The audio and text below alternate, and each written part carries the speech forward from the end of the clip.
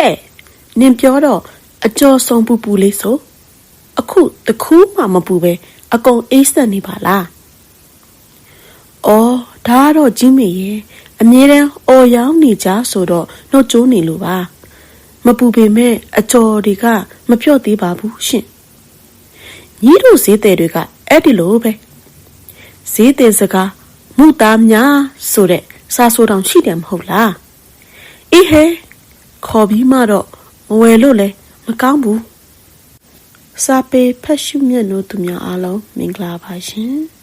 Yoshin Chanegani, Joso Labalation. Yaku the Kalmado, Gambia, Jaupa, so de Tia man, what to do ligo, Papiata Mabe, Piparation. Tia man Peter at there. Lu ami, Mio amidigo, Loe ye tabaration. A sonti, Nasan Biva Ocean.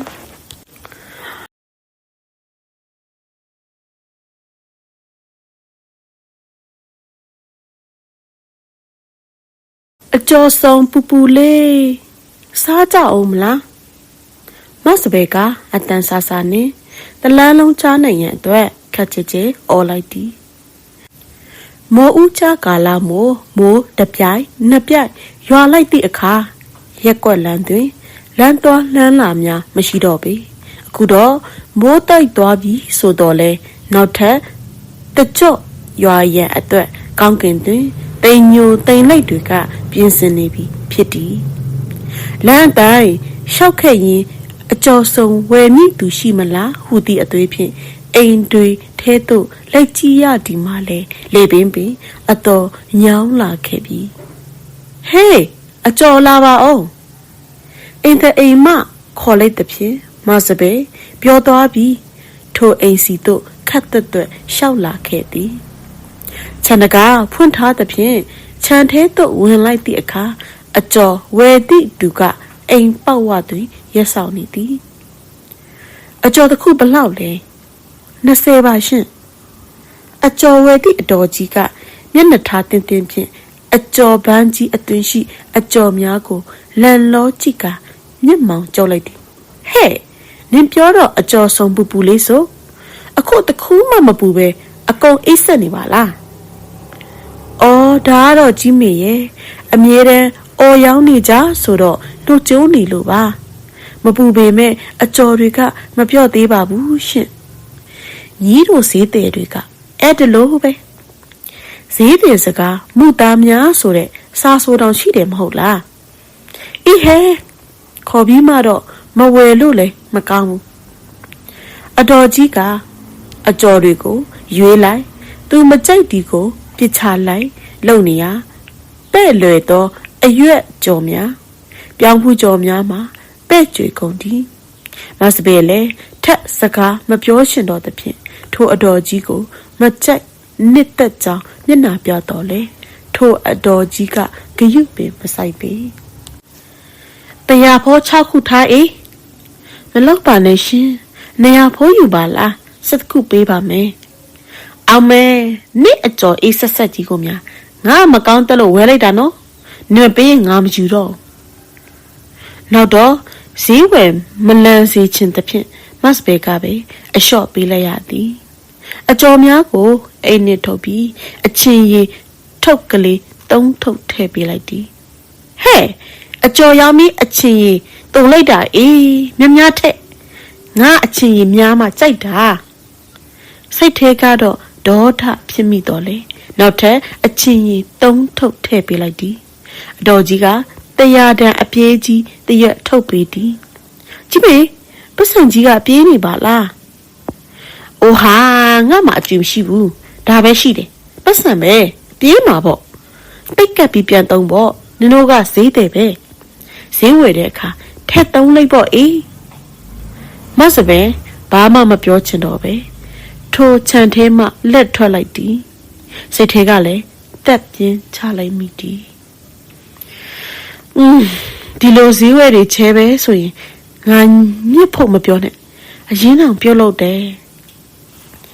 A jaw bante, a jolly and yaji, she made the demo, Mazabe the yak, mute the quingo, let bet or young ya on me. To jow, lango, cut the ရှောက်လိုက်သည်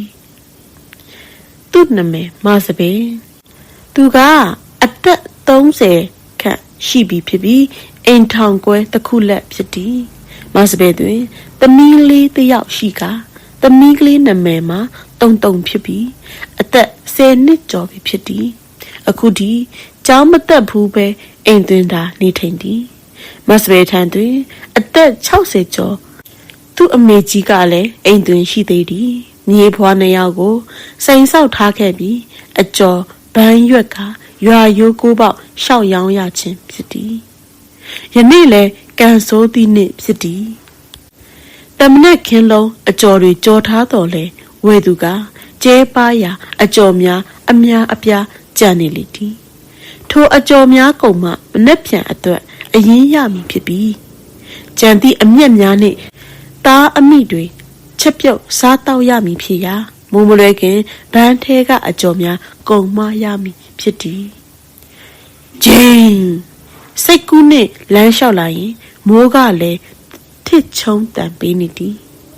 မစပယ်တရားမိုးကောင်းကင်ကိုကြည့်ရင်အလွန်စိတ်ညစ်သွားသည်သူအကျော်ပန်းကိုဖုံးအုပ်ရန်အတွက်ပလတ်စတစ်လေးပါမလာခဲ့ပြီအကျော်ကုန်ဖို့ကိုသာစိတ်လောလောနဲ့ထွက်ခဲ့သည်မို့စိန်သွေးမိကြံခဲ့သည်စိန်ကိုပြန်ယူပါကလည်းခရီးဝေးနေပြီမို့အကျော်မြမြန်ရောင်းရန်ကိုပဲအာယုံစိတ်ထားလိုက်သည်ရက်ွက်ထဲမရောင်းရရင်ဖျားဖက်မှာတယောင်းကြည့်မယ်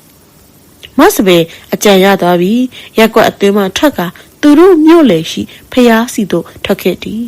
ဖျားမှာတခါတရံလူစီကားတက်ရာအကျော်များရောင်းရလောက်သည်ဟုသွေးရင်ခက်မြင်မြန်ရှောက်လာခဲ့သည်ဝေါ်တော့မိုးကဖြတ်ပြီးရုတ်တရက်တဲမဲရွာသွန်းလိုက်သည့်မိုးကြောင့်မစပယ်အပြေးတစ်ပိုင်းနှင့်ပြေးရတော့သည်ဖျားမှုတ်ဦးအတွင်းသို့အမြန်ပြေးဝင်လိုက်တော့လေအကျော်ပန်းကိုမိုးမိသွားသည်ခဏအကြာတွင်အကျော်များအကုန်ပျော့စီကုန်တော့သည်ငါတို့တီချင်တာပဲအကျော်တွေပျော့ကုန်ပြီသမီးကလေးတော့နေ့လေပိတ်စာနေတော့မှာပဲ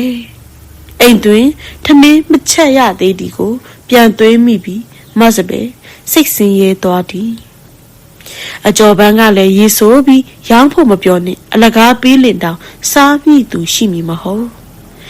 နေမွန်းတဲ့တော့မီဖြစ်ရာမစပယ်စိတ်ညစ်ညစ်နဲ့ဇောင်းတန်းထဲသို့ဝင်ခဲ့သည်ယောဂီရောင်ဝတ်ဆောင်ဝတ်ထားပြီးကတုံးပြောင်ပြောင်နဲ့အဖိုးကြီးတယောက်ဇောင်းတန်းအတွင်းတွင်ထိုင်နေသည်သူနာတွင်တောင်ဝိကြီးလည်းရှိပြီးဒဏ်ခွက်တစ်ခုချထားသည်အဖိုးကြီးမှာတထောင်စားကြီးတူဖြစ်နိုင်သည်မစပယ်လည်းတနာသွားပြီးသူ့အကျော်များကိုချကျွေးလိုက်သည်ထိုမြတ်မကသည်ဇောင်းတန်းပေါ်သို့တက်လာသည့်တီလာရှင်ဆရာကလေးအုပ်စုလိုက်ကြီးကိုလည်းအကျော်များလူဒဏ်လိုက်တော့သည်တီလာရှင်များနှင့်အဖိုးကြီးများကသူ့အားစုပေးကြသည်စုပေးရင်လည်းအဘရဲ့မြင်မြန်ချမ်းသာဖို့တာစုပေးပါတော့အကျော်ပန်းမှာမကြခင်ကုံသွားသဖြင့်ဘန်းရွက်ပြီးပြန်လာခဲ့သည်မိုးကတဝုံဝုံနဲ့ရွာသွန်းနေရာအကျော်ပန်းကိုခေါင်းပေါ်တင်ကဆောင်းခဲ့သည်အိမ်သို့တမ်းမပြန်သေးပဲနေ့ပြန်သို့ချီးစားသည့်ဈေးထိပ်ကမသိန်းစီသို့ထွက်လာခဲ့သည်မသိန်းထံတွင်အရင်အနီးချီးယူရသည်မသိန်းကအသွုံးအလွန်များသည်မို့မစပယ်တယောက်မဆက်ဆံခြင်းတော့လေအခြေအနေကမပေးပေညီဘလောက်ယူမလဲ900လောက်ပါမသိန်း900တော့မလုံးနဲ့ငါကအနည်းဆုံး1000မှချီးတာအေး1000ယူလိုက်ပါမစပယ်ကောင်းညိတ်လိုက်သည်မသိန်းက200တန်4ရွက်ကိုထုတ်လိုက်ပြီးမစပယ်ကိုပေးလိုက်သည်ရော့20တိုးဆိုတော့ဒီနေ့အတွက်အတိုးကိုနှုတ်ထားလိုက်ပြီဟောဒီမှာ800လက်ဖြတ်အတိုး200နော်ပြန်သွင်းဖို့မမေ့နဲ့လူလေကြမှန်းသိတော့လေမတက်တာတော့ဒီမို့ပတ်စံ800ယူကပြန်လက်ထွက်ခဲ့သည်သူတို့အကျော်ဆိုင်ကလေးကမြို့အထွက်ရှိရွာအဝင်တာလမ်းမကြီးနှစ်ပေညောင်ပင်အောက်တွင်ဖွင့်ထားခြင်းဖြစ်သည်ထိုနည်းတွင်လည်းကားဂိတ်ရှိသည့်အတွက်လူသားလူလာများသည်သို့သော ယခုတော့မိုးဖြက်တီမို့လူအတော်အလားကျဲပါနေသည်အကျော်သေးကိုရောက်တော့ဘယ်သူမှမရှိတော့ပေအမေနဲ့သမီးလေးရွာထဲပြန်သွားပြီးဖြစ်မည်ဟုတွေးလိုက်ပြီးတိမ်စီးစရာရှိသည်များကိုတိမ်ဆဲကတာလမ်းမကြီးတိုင်းရွာသို့ပြန်လာခဲ့သည်မိုးဦးကြမို့ပဝန်းကျင်ကစိမ့်ဆုံနေသည်တာလမ်းဘေးရိုးမြောင်းကြီးအတွင်းတွင်လည်းရေတွေပြည့်နေကဖားလောင်ကလေးတွေပေါက်နေကြသည်ဖားပေါက်ကလေးတွေတာလမ်းမကြီးအပေါ်တွင်ခုံဆွတောနေကြသည့်အတွက်မနေမိအောင်ရှောင်ကွင်းသွားရသည်ရွာဝင်လမ်းမှာလူတယောက်မှမရှိပဲခက်လန်းလန်းမှရွာကိုလမ်းမြင်နေရသည်တစ်ချက်တော့လမ်းလျှောက်ရင်သူ့ခြေထောက်အောက်သို့ဖားပေါက်ကလေးတစ်ကောင်ခုံဝင်လာသည်မစပယ်လည်းမရှောင်နိုင်တော့ပဲတက်နေမိလိုက်သည်တော်ပြီဖားလေးရေနင်ကငါခြေထောက်အောက်တက်ဝင်လာတာကိုခြေထောက်ကိုမှကြည့်လိုက်ရာဖားကလေးကပြားကပ်မသွားပြီသူနဲ့မစပယ်လည်းထူးဆန်းသွားပြီးဖားကလေးကိုငုတ်ကြည့်လိုက်သည်တေချာကြည့်တော့မှဖားကလေးတစ်ကောင်မဟုတ်ပဲကြောက်တုံးကလေးတစ်ခုဖြစ်နေသည်ကြောက်တုံးကလေးမှာထညက်ရောင်ကဲ့သို့အညိုရောင်နုနုဖြစ်ပြီးကြောကုန်းတွင်လေဖားပေါက်ကလေးများကဲ့သို့အစင်းကြောင်ကလေးများပါသည်အော်ကြောက်တုံးကလေးပဲ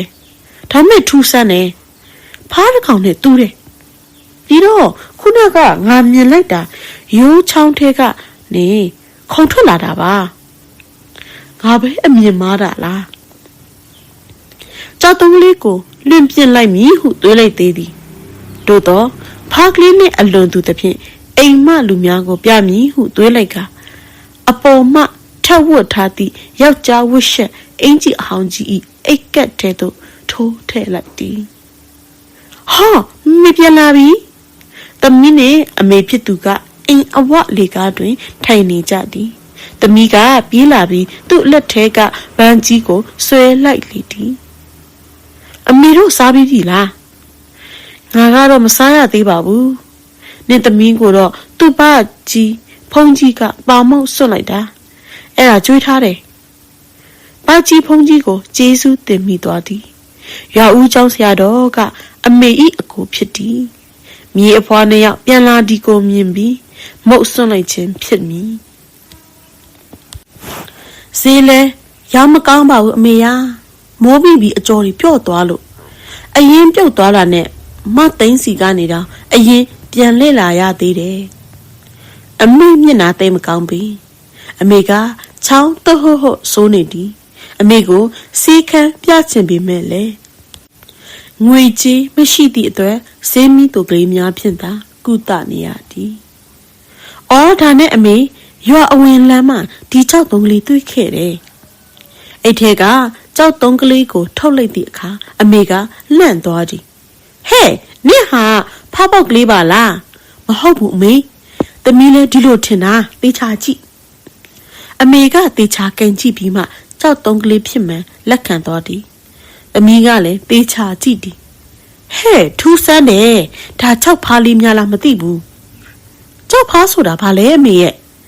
ကြောက်ဖားအစ်စ်ဆိုရင်တော့ထူးဆန်းတဲ့အစွမ်းရှိတဲ့သမီးကြောက်ဖားကလက်လာပပွင့်လေညီနဲ့ထိုင်လို့ရတာဖြစ်မယ်ပွင့်လေပွင့်စမ်းပါစေအမေယာမစဘေကဘဝတမားမှုထိုအဖြစ်များကိုတိတ်အယုံကြည်မရှိတို့တော့အမေကကြောက်ဖားလေးကိုယူပြီးဖျားကျောင်းဆောင်ပေါ်တွင်တင်ထားလိုက်သည်နောက်တနေ့အကျော်ရောင်းသည်ထူးထူးဆန်းဆန်းအကျော်ဖို့တဲပြီး2နိုင်လောက်အကြာတွင်အကျော်အကုန်ကုန်သည်ဒီနေ့မှလူတွေများလို့ပါလားဘာဖြစ်လို့ပါလဲအနားတွင်လူများကားများရက်ထားသည်မို့မတ်စပဲဆက်စုကြည့်သည်မြို့ထဲမှာလိုင်ကားတွေရက်တဲ့ကွင်းကိုစီပင်ကတိုင်းလိုက်လို့အခုတော့ဒီနေရာမှာယာယီကားရဲ့စခန်းအဖြစ်သတ်မှတ်ထားလိုက်တယ်နောက်တနေ့တော့မတ်စပဲအကျော်တိုးကြော်သည်သူတို့အကျော်တဲကလေးမှာကားဆောင်တည်သူများမိုးလက်ခိုကြသည့်နေရာကလေးဖြစ်သွားသည်တပတ်လောက်ကြာသည့်အခါတွင်တော့အကျော်သေးကိုချဲ့လိုက်ပြီးတစ်သူတစ်ဆများနှင့်စပွဲခုံကလေးများရိုက်ပေးကထိန်စားနိုင်အောင်စီစဉ်ပေးလိုက်သည် ရင်းနေကြလဲအလကားတိုက်လီယာကားစီသူများကားသမားများနဲ့ကားစပယ်ယာများအတွက်နားခိုရာနေရာကလေးတစ်ခုဖြစ်သွားသည်မစပယ်နင်ပဲလုံးကြော်တက်လားပဲလုံးကြော်လောက်ကတော့အပြော့ပေါ့ရှင်အဲ့ဒါကြော်ရောင်းပါလားဟာငါဒေတာတစ်ခုသွားတော့အဲ့ဒီလိုပဲလုံးကြော်လေးတွေကြောပြီးအိတ်နဲ့ထုတ်ရောင်းတာတော်တော်စီးပွားဖြစ်တယ်ကားဒရိုင်ဘာတူဤအကြံကိုမစပယ်လက်ခံလိုက်သည်ပဲလုံးကြော်ဆိုဒီမှာစင်ခေါင်းပဲလိုပဲလုံးကလေးများကိုမုံနေရွ့နေအောင်ထူထူကလေးကြော်ရခြင်းဖြစ်သည်မစပယ်လည်းထိုအသိမ်းစမ်းကြော်ကြည့်ပြီးပလတ်စတစ်အိတ်နဲ့ထုတ်ကာ9ခုတစ်ထုပ်ကိုနေရာနဲ့ရောင်းချသည်မထင်မှတ်ပဲအဆင်ပြေသွားသည်တလခန့်ကြာသည့်အခါမစပယ်မှာလူ9ပင်ခေါ်ပြီးပဲလုံးကြော်ချဲတာကြော်ရောင်းရသည်သူတို့မျိုးတို့လာကြသည့်သူများပြန်သွားကြသည့်သူများကမစပယ်ပဲလုံးကြော်အားအိမ်ပြန်လက်ဆောင်ဖြစ်ဝယ်သွားကြလေသည်မစပယ်တို့စီးပွားရေးမှာအတော်ချောင်လေလာခဲ့သည်ဒီတိုင်းဆိုရင်နောက်နှစ်မိုးဦးကြရောက်ရင်ငါသမီးလေးကိုကြောင်းထားပြီးနိုင်တော့မှာပဲတရက်တော့သူတို့အိမ်တို့အိမ်ရှင်ရောက်လာသည်အိမ်ရှင်မှာသူတို့နဲ့ဆွေမျိုးမကင်းဖြစ်သည်မစပယ်ရေဒီအိမ်လေးကိုအခုရောင်းတော့မှာဆိုတော့မစပယ်တို့ပြောင်းပေးနော်ရှင်ဝဝင်တော့မဟုတ်လားအေးမျိုးကလူတယောက်ကညီကွက်ဝယ်မလို့တဲ့အကုန်တိတ်တိတ်ဆဆန်ဖြစ်သွားပြီမစပယ်ရေနင်တို့အိမ်ရှာထားတော့နော်ရှေ့တစ်ပတ်လောက်အပြီးပြောင်းပေးပါမစပယ်တို့လည်းအိမ်ရှာရသည်ဝါကတစ်ပတ်လောက်ကြာရင်ဝင်ပြီးဖြစ်ရအသေးအတန်ရှာရသည်နောက်တော့ရွာထဲမှဆွေမျိုးတူကသူတို့ကိုအကူအညီပေးသည်တို့ချံအလွတ်ထဲမှာနင်တို့တဲထိုးပြီးနေဖို့မစပယ်ချံ9ခါကိုတော့ကြည်ပေးဖို့တို့ဖြင့်အစဉ်ပြေသွားရပြန်သည်ချံကွက်အလွတ်ကြီးထဲတွင်တစ်ဝါများဝယ်ကအင်္ဂလိပ်တစ်လုံးစောက်လုံးကြသည်ချံ9ခါကတက်တာတော့လေအိမ်တစ်လုံးစောက်တီကအကုန်အကျများသည်တစ်ဖက်ကပေးကြော်လုပ်ငန်းကဝင်ငွေကောင်းနေတဲ့ဖြင့်တော်တော့သည်ပေးကြော်ကတော့အလွန်စည်းပွားဖြစ်လာသည်သူတို့အခုငားနေသည့်ခြံကြီးထဲမှာပင်အမိုးကြီးထိုးပြီးမိုးပြေးတေကြီးများဖြင့်ပဲကြော်များကြော်ရသည်မနေ့ရောင်းရန်အတွက်ညကလေးကကြော်ပြီးအေးခံကအိတ်တွထားရသည်မစပယ်နမည်နှင့်တစိမ့်ရိုက်ပြီးမစပယ်ပေးမွကြော်ဟုတစိမ့်ကတ်ထားသည်ရွာထဲမှာလူ3-4ယောက်ကိုနေစားခပေးပြီးငားရန်ထားရသည်ပတ်စံဆူရမယ်အမေဒီတိုင်းဆိုဒီဆောင်ကုန်ရင်သမီးတို့မြေကွက်တစ်ခွက်လောက်ဝယ်ပြီးအင်္ဂလိပ်တစ်လုံးစောင့်နိုင်အောင်စူးစမ်းရမယ်တို့တော့ထိုချန်ထဲတွင်လဲတိတ်မကြလိုက်ပြီမစပယ်ရေညီတို့ကိုပြောရတာအားတော့နာပါတယ်ဟာငါမိမလည်းအခုအရေးပေါ်စီးရုံတက်နေရတာဆိုတော့ငွေလိုတယ်ဟာဒါနဲ့ဒီချန်ကိုမတ်သိန်းတို့စီမှာအပေါင်ထားလိုက်တယ်အဲ့ဒီတော့စပယ်တို့ကဘာလုပ်ရမှာလဲဦးလေးမတ်သိန်းကသူအပေါင်ယူထားတဲ့ချန်မှာလူမထားချင်ဘူးတဲ့မစပယ်အဲ့ဒါတလကျော်2လပင်မပြည့်သေးချန်ကနေမောင်းချခံရပြီဖြစ်သည်ဝါသွင်းကြီးဖြစ်တော်လဲမဖြစ်မနေပြောင်းရတော့မည်မှုအိမ်ရှာရပြန်သည်တင်များဝါများဝဲပြီးအိမ်ဆောက်ထားသည်မှုပတ်စံများမှာစုံတော့သည်အိမ်ကိုဖြတ်သည့်အခါတစ်စေးဝါစီမရပဲထင်းစေးတာရလေသည်ရွာမှာဆိုအဆင်မပြေဘူးအမေသမီးတို့မြို့စွန်ဖက်မှာငားနေကြရအောင်သူတို့ရွာနဲ့မြို့မှာတဆက်တည်းဖြစ်သည်တို့နဲ့သူတို့ရောင်းချသည့်နေရာအနီးတွင်အိမ်ရှာကြရာနှစ်အတော်ကြာလူမနေသည့်တစ်သားအိမ်တစ်လုံးကိုငားရန်ရလေသည်ဝါသွင်းကြီးပင်အိမ်ပြောင်းရွှေ့ကြရသည်ထိုတစ်သားအိမ်ကလေးကရွာကအိမ်တွေထက်စားလျင်တရက်လာသည်အိမ်ရှိသူလည်းပေ90ခန့်မြေကွက်လွတ်ကြီးရှိရာထိုမြေကွက်တွင်အကျော်ဖို့တဲသည်အကျော်ရောင်းသည့်စိတ်နှစ်လည်းတိတ်မဝေးပဲလမ်းကြီးလင်မြင်နေရသဖြင့်အစဉ်ပြေလာသည်တို့တော့ထိုအိမ်တွင်လည်းတိတ်မကြပေဝါကျွတ်သည့်အခါအိမ်ရှင်ရောက်လာပြန်သည်တို့ချံကိုရောင်းလိုက်တော့မယ်အဲ့ဒါမစပယ်တို့ပြောင်းဖို့ပြင်ထားကြပါမစပယ်အလွန်ပင်စိတ်ညစ်သည်4-5လအတွင်းအိမ်တစ်လုံးပြီးတစ်လုံးပြောင်းနေရလေသည်လက်ထဲတွင်လည်းငွေမင်းများဆဆမရှိသေးမဟုတ်လေအိမ်တစ်လုံးချက်ချင်းကောက်ဝယ်ပြစ်ချင်သည်